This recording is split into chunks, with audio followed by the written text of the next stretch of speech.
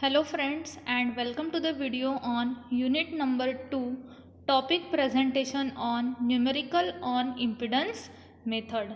I am Suvarna Ghate, lecturer of NIT Polytechnic Nagpur.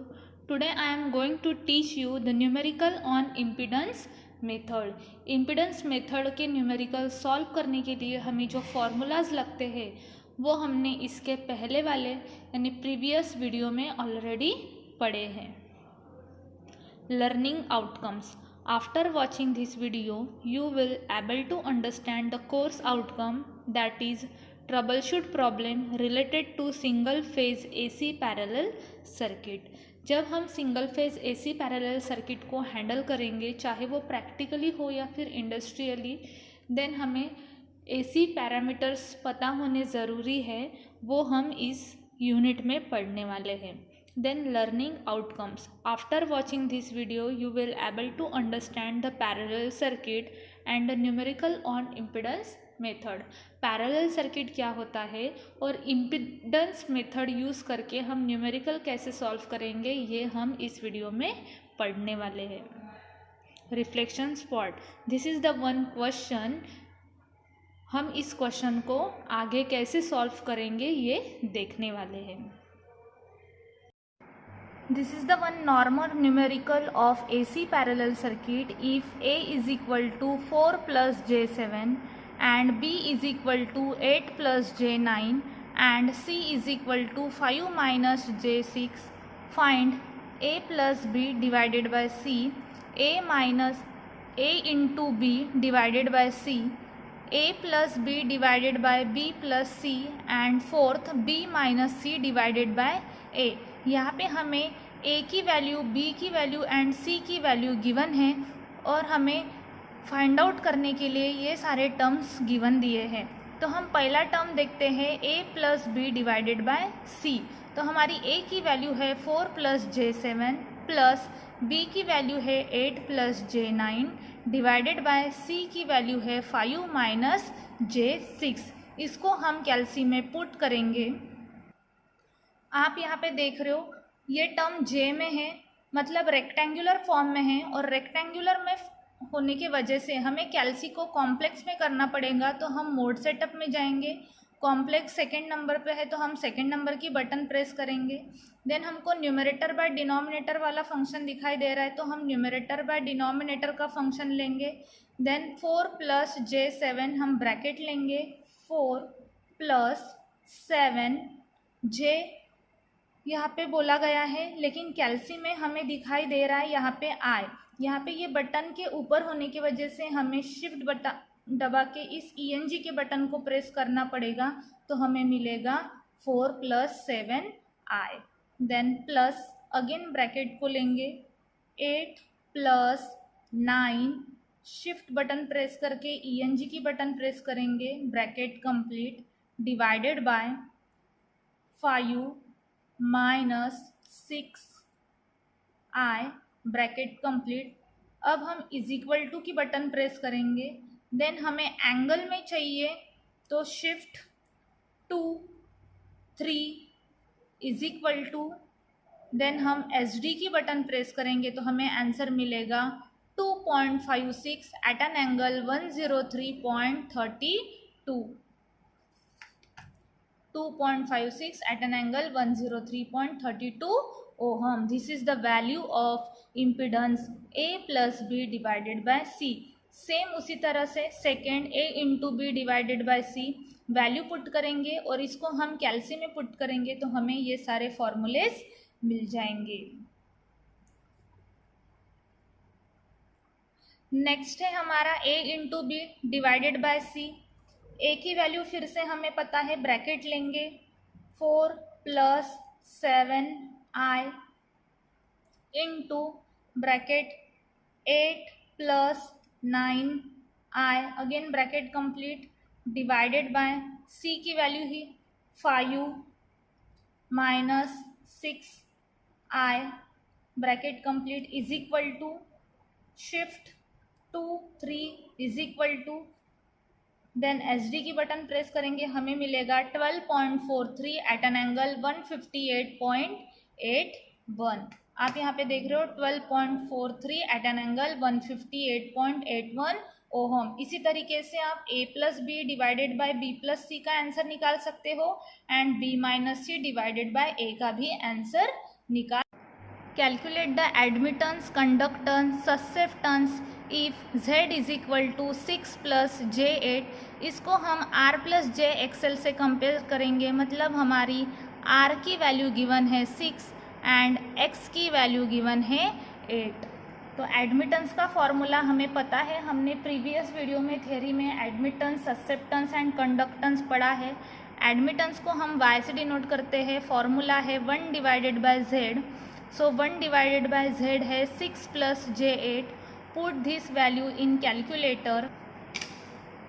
1 divided by 6 plus 8 I, shift button press करके ENG, then is equal to shift 2 3 is equal to, तो हमें SD की button press करनी पड़ेगी। Answer मिलेगा 0.1 eight an angle minus 53.13 मो। ये ohm का उल्टा सिंबल है, यहाँ पे एडमिटेंस, कंडक्टेंस एंड ससेप्टेंस में सेम यूनिट लगेगा मो। देन कंडक्टेंस को हम G से डिनोट करते हैं, फॉर्मूला होता है resistance divided by square of impedance, that is R divided by Z square. So R की वैल्यू है 6, Z की वैल्यू है 6 प्लस J8 का square. Again put this value in calculator. 6 divided by bracket लेके 6 plus 8, shift button press करके ENG, then bracket complete, हम square की button press करेंगे, then is equal to, then shift 2 3 is equal to, then SD। So हमें answer मिलता है 0.06 eight an angle minus 106.26 मो। Next is susceptance. Susceptance को हम B से डिनोट करते हैं, B is equal to x divided by Z square. x की वैल्यू है 8, Z की वैल्यू है 6 प्लस J8 का स्क्वायर।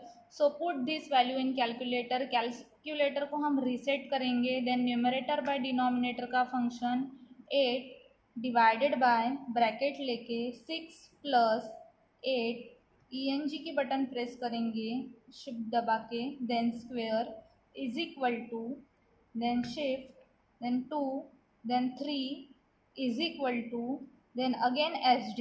तो हमें आंसर मिलता है 0.08 एट एन एंगल माइनस 106.26 मो। इसके साथ हमारा ये न्यूमेरिकल भी कंप्लीट होता है। नेक्स्ट हम देखेंगे एडमिटेंस मेथड का numerical. Impedance Z is equal to 10 plus J5 and Z is equal to 8 plus J6 are connected in parallel. V is equal to 200 plus J0। Using impedance method calculate the total current I। Total current को हम I बोलते हैं and branch current, यहाँ पे दो impedance होने की वजह से हमारे दो ब्रांचेस है, तो दो ब्रांच में फ्लो होने वाला करंट I1 एंड दूसरी ब्रांच में करंट फ्लो होने वाला I2। एंड देन हमें निकालना है power factor and draw the vector diagram. So हमारा Z1 गिवन है 10 प्लस J5, Z2 गिवन है 8 प्लस J6। हमें निकालना है I1, I2 and power factor and lastly draw the vector diagram. Vector diagram को ही हम बोलते हैं फेजर डायग्राम। सो हमें Z1 एंड Z2 गिवन है और बोला गया है कि ये पैरेलल में कनेक्टेड है, तो पैरेलल में ये दोनों का निकलता है total Z, that is Z1 in parallel. This is the symbol of parallel, Z1 parallel with Z2। तो इसको हम मैथमेटिकली लिखते हैं Z1 into Z2 divided by Z1 plus Z2। Z1 की वैल्यू 10 प्लस J5, इंटू की जगह पे into, Z2 की value 8 plus J6 divided by Z1 plus Z2। Put this value in calculator. So हमें मिलेगा टोटल Z। अगेन ये J के form में है तो हमारी कैल्सी कॉम्प्लेक्स में होनी चाहिए, अगर नहीं होंगी तो आप मोड सेटअप बटन प्रेस करके सेकेंड नंबर की बटन प्रेस करेंगे तो हमें कैल्सी कॉम्प्लेक्स में मिल जाएगी।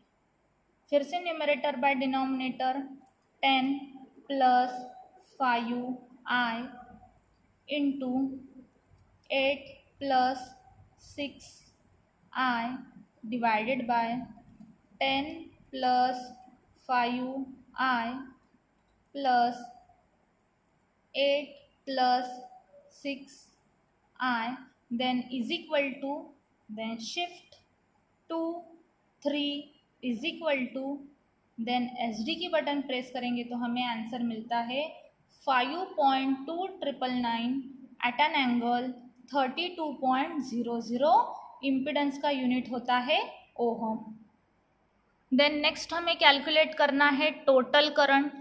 टोटल करंट का फॉर्मूला होता है V डिवाइडेड बाय Z। इसीलिए हमने पहले Z कैलकुलेट किया क्योंकि ये हम यहाँ पे यूज़ करने वाले थे। अब यहाँ पे है V की वैल्यू 200 प्लस J0। ये है रेक्टेंगुलर फॉर्म में, इसको हम पोलर के फॉर्म में कन्वर्ट करें। 200 plus 0i is equal to, so हमें मिलेगा 200। सो 200 एट एन एंगल, यहाँ पे कुछ भी नहीं है मतलब 0 हमें यूज़ करना है। वोल्टेज, सो वोल्टेज है 200 एट एन एंगल 0। Z अभी हमने निकाला 5.299 at an angle 32.00। Put this value in calculator.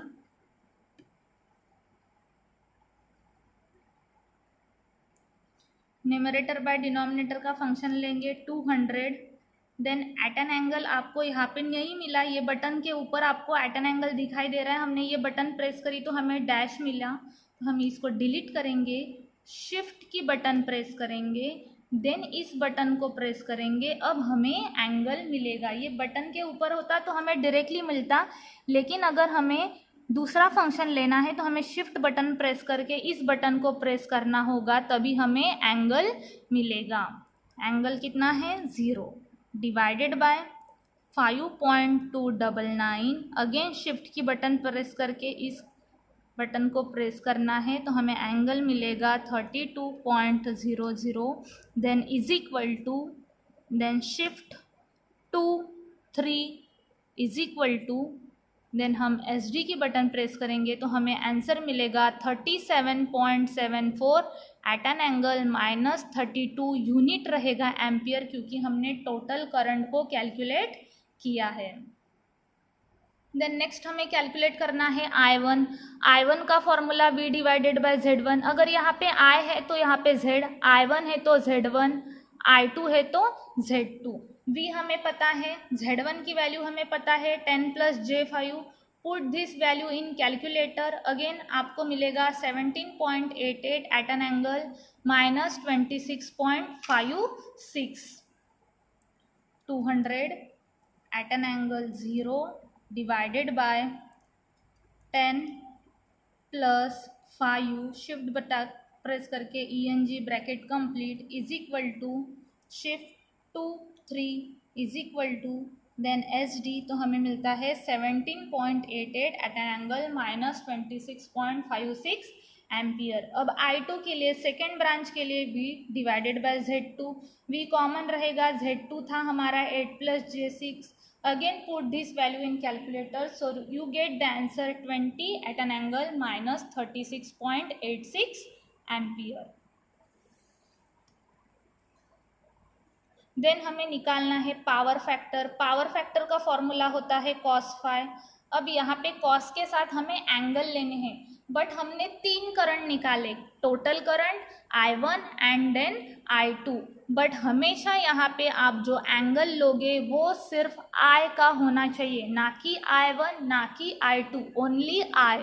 तो I का एंगल था आपका -32। आप यहाँ पे देख रहे हो आपका I1 एंड I2 का एंगल चेंज है। हमने I1 एंड I2 के एंगल को यूज़ नहीं किया है। जब भी आप पावर फैक्टर को कैलकुलेट करोगे, नोट कर लीजिए, जब भी आप पावर फैक्टर को कैलकुलेट करोगे आप यहाँ पे सिर्फ टोटल करंट का एंगल निकालोगे या लिखोगे, that is -32। So cos of -32 bracket complete, so हमें आंसर मिलता है 0.848। यहाँ पे लैगिंग है क्योंकि हमारा करंट का एंगल माइनस में है। अगर यहाँ माइनस है तो लैगिंग आएगा, अगर यहाँ प्लस है तो लीडिंग आएगा। माइनस है तो वोल्टेज के नीचे, करंट जितने भी हम ड्रॉ करेंगे वो वोल्टेज के नीचे, और अगर हमारा प्लस है तो जितने भी हम करंट ड्रॉ करेंगे ये वोल्टेज के ऊपर। This is plus side, this is minus side. अब हमें फेजर डायग्राम ड्रॉ करनी है। तो हमारा आई निकला था 37.74 at an angle -32, I1 17.88 at an angle -26.56 and I2 20 at an angle -36.86। अब इस करंट के ऊपर से हमें फेजर डायग्राम ड्रॉ करना है। तो सबसे पहले हम V की लाइन ड्रॉ करेंगे, यहाँ पे V देंगे। V कितना है हमारा 200 एट एन एंगल 0। फिर आप ये तीनों करंट ड्रॉ करने से पहले देख लो कि करंट प्लस में है या माइनस में है, मतलब एंगल जो है इस करंट के वो प्लस में है या माइनस में है। यहाँ पे देखो तीनों भी एंगल माइनस में है, तो तीनों भी करंट हमारे नीचे ड्रॉ होंगे। This is minus side. अगर इसमें से एक भी करंट प्लस में होता तो वो कहाँ ड्रॉ होता था, ऊपर ड्रॉ होता था। अब हमने करंट के एंगल देख लिए, तो हम तीनों भी नीचे हैं तो हमने तीनों भी ड्रॉ कर दिए। अब पहला कौन सा ड्रॉ करोगे, जिसका एंगल छोटा होगा। कितना है, सबसे छोटा कौन है, -26.56, तो इसलिए हमने ड्रॉ किया पहले I1 -26.56। तो हम एंगल देंगे -26.56, और यहाँ पे I1 की वैल्यू कितनी है 17.88। फिर उससे थोड़ा बड़ा 32, फिर हमारा 32 कितना है, I है, तो यहाँ पे हमारा चाहिए था I की वैल्यू कितनी थी 37.74, तो यहाँ पे हमारा चाहिए 37.74 एम्पियर। उससे भी नेक्स्ट कितना है 36, तो हमारा नेक्स्ट है I2, तो यहाँ पे चाहिए हमारा I2, उसकी वैल्यू चाहिए 20 एम्पियर। तो पहले -26, देन 32, देन 36.86, देन करंट की वैल्यू हम यहाँ पे लिखेंगे I1 17.88, I कितना 37.74 और I2 कितना 20 ampere. Now overview. In summary, we understand AC parallel circuit and understand numerical on impedance method. इस वीडियो में हमने impedance method अप्लाई करके numerical solve किया है। Next video topic is numerical on admittance method. Next video में हम admittance method apply करके numerical को solve करेंगे। Assignment. Calculate the conductance, admittance and susceptance if Z is equal to 4 plus 6I. इस question को आपके कॉपी में लिखना है। Now the program outcome mapping. PO1 is basic knowledge. आपको AC पैरेलल सर्किट का बेसिक नॉलेज इस वीडियो में मिल रहा है, इस वजह से हमारा PO1 सेटिस्फाई होता है। PO2 is discipline knowledge. AC parallel circuit ये इलेक्ट्रिकल रिलेटेड है, दैट्स वाई आपका यहाँ पे PO2 सेटिस्फाई हो रहा है। PO3 is experiment and practice. आप इस न्यूमेरिकल की प्रैक्टिस करोगे, दैट्स वाई आपका PO3 भी सेटिस्फाई हो रहा है। PO8 is individual and team work. आप इंडिविजुअली प्रैक्टिस करने वाले हो, दैट्स वाई हमारा PO8 सेटिस्फाई हो रहा है। PO9 is communication. मैं आपके साथ वीडियो के थ्रू कम्युनिकेट कर रही हूँ और आप मुझसे असाइनमेंट सबमिट करके एंड डाउट पूछ के कम्युनिकेट करोगे, दैट्स वाई PO9 भी सेटिस्फाई हो रहा है। Then PO10 is life long learning. जब आप इंडस्ट्री में जाओगे या फिर AC पैरेलल सर्किट को हैंडल करोगे, तब आपको AC पैरेलल सर्किट का नॉलेज होना ज़रूरी होता है, इस वजह से आपका यहाँ पे PO10 भी सेटिस्फाई हो रहा है। Then PSO2 is to maintain different types of electrical power system, just like a AC parallel circuit. आप जहाँ यूज़ करोगे तब आपको AC पैरेलल सर्किट के पैरामीटर्स देन उसकी इंफॉर्मेशन पता होना ज़रूरी है, जो आप इस यूनिट में और इस वीडियो में पढ़ रहे हो। दैट्स वाई हमारा यहाँ पे PSO2 भी सेटिस्फाई हो रहा है। Thank you.